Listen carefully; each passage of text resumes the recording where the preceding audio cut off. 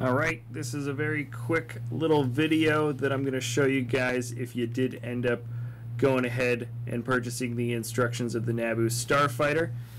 There are just some areas of this ship that I think are worth just a little bit more explanation, or it might just be more helpful for some of you guys to see kind of an order of operations in terms of what parts to put on in what order, and maybe a few little techniques and playing around with certain parts of this ship. So what I'm going to do is I'm actually going to take apart a bit of the Starfighter, not all of it, but I'm going to take apart a bit of the Naboo Starfighter just to give you guys an idea of maybe some of the little hurdles that you might end up running into if you run into them along the way. So if you guys do get stuck a little bit in the build, this is just going to be a helpful little video for you guys to sort of get a better idea. So I'm going to take a little bit more of this apart and then sort of explain just at least my way of sort of figuring out the best way to put this thing together.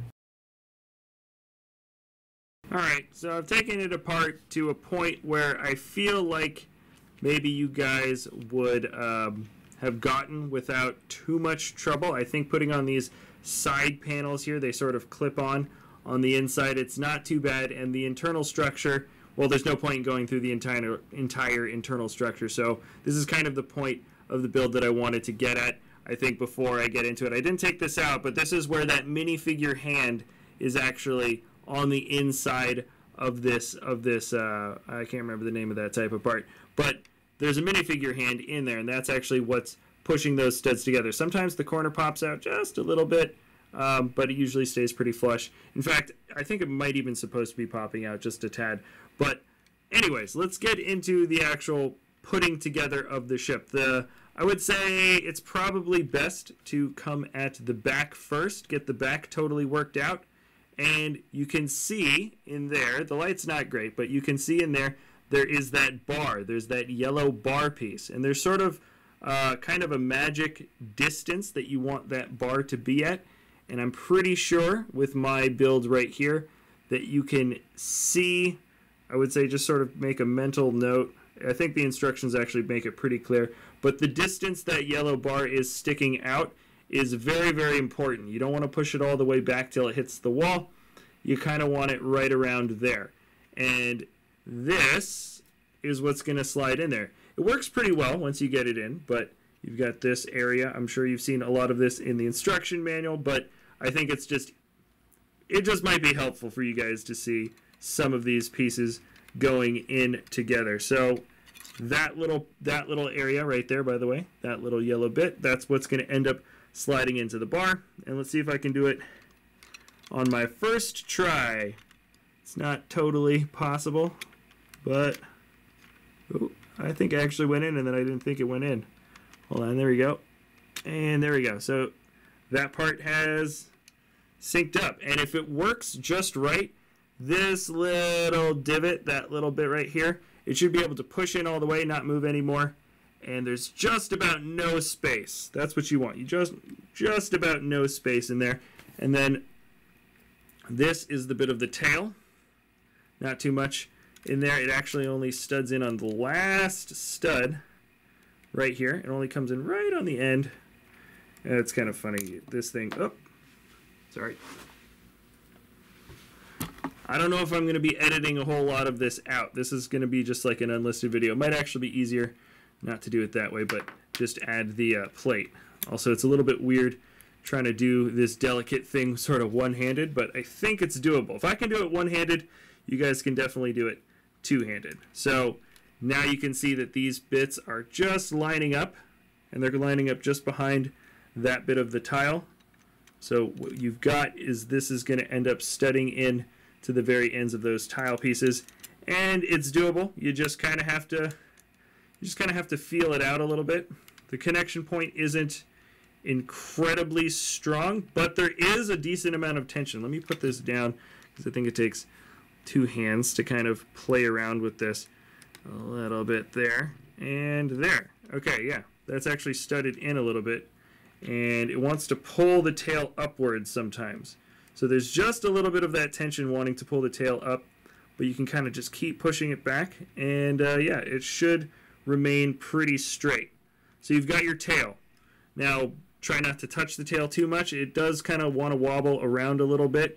I might have mentioned that in the video.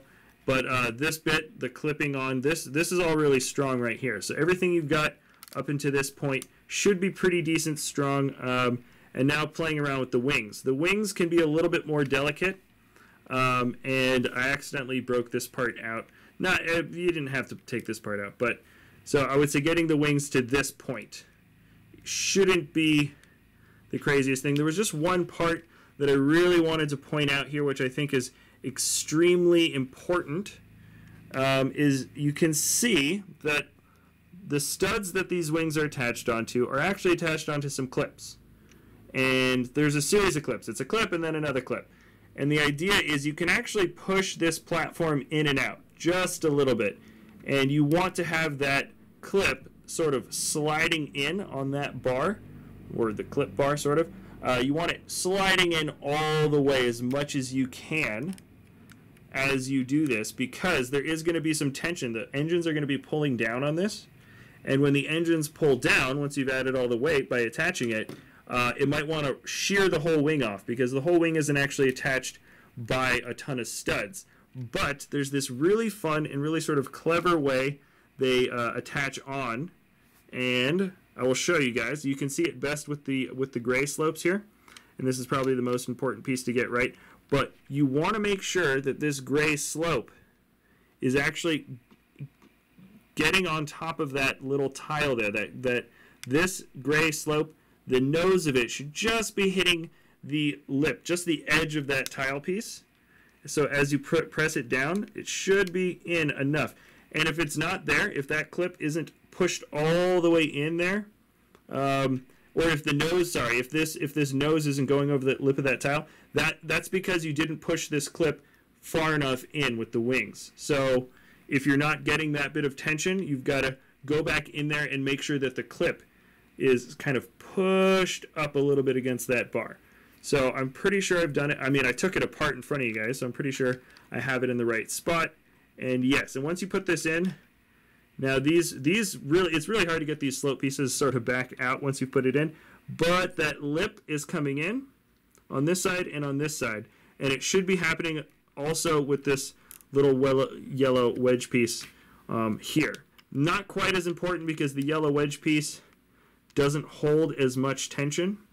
It is kind of nice to kind of just make sure that it is sort of on the same level as the tile, but it really, that gray, you really want that gray to be attached and just underneath the slope piece, because if it isn't, the wings will have a tendency to pop off. So there is kind of a very subtle little detail there, but it makes absolutely all the difference if you want these wings to stay on. And once it's there, they're actually pretty strong. They're actually, I'm not going to say they're very strong, but they're stronger than you might imagine considering the points. Make sure you've got your clip set up. That's not really that hard of a connection point. And I would just say, just make sure you do that with the wings first. Don't mess around with this, because this is going to keep on ripping off the different points of your wing. Don't put the engines on until the very last bit, or you're just going to keep on breaking the wings off. So chances are, if you're watching this video, either you were curious or you were doing that and you're like, oh my gosh, okay, now I know. Hopefully this helps somebody.